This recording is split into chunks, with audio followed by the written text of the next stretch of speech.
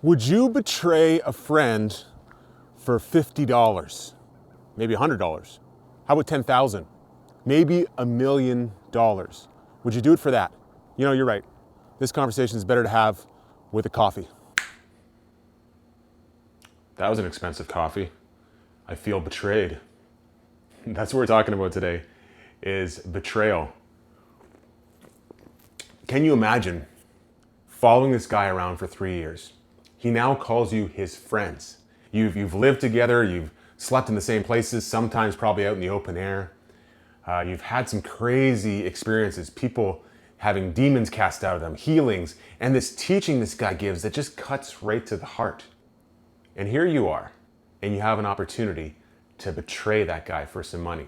Now Judas betrays him for 30 pieces of silver, which is about 4 months' wages. So take your annual wage and a third of that. That's what he betrays him for. But anyways, let's have a seat, okay? We're looking at this passage in Matthew, and it's interesting because it starts with Judas betraying Jesus. But betrayal is not the only theme in the scripture. In fact, something opposite to betrayal is in the scripture, and that is forgiveness. You see, Jesus knows what Judas did and what he's going to do.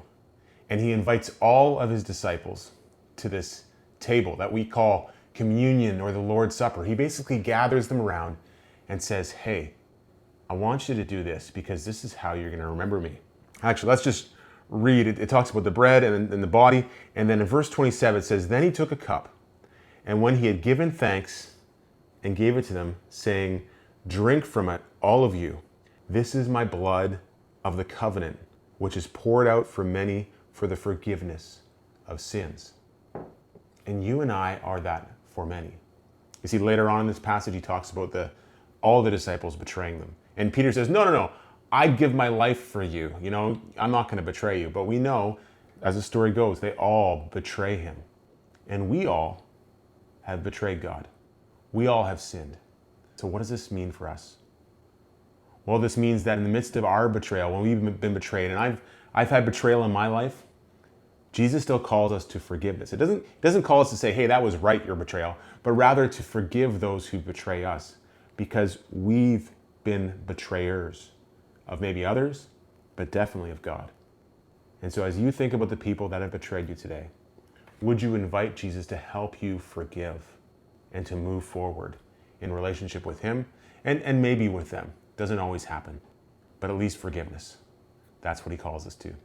I hope that's a good word for you today.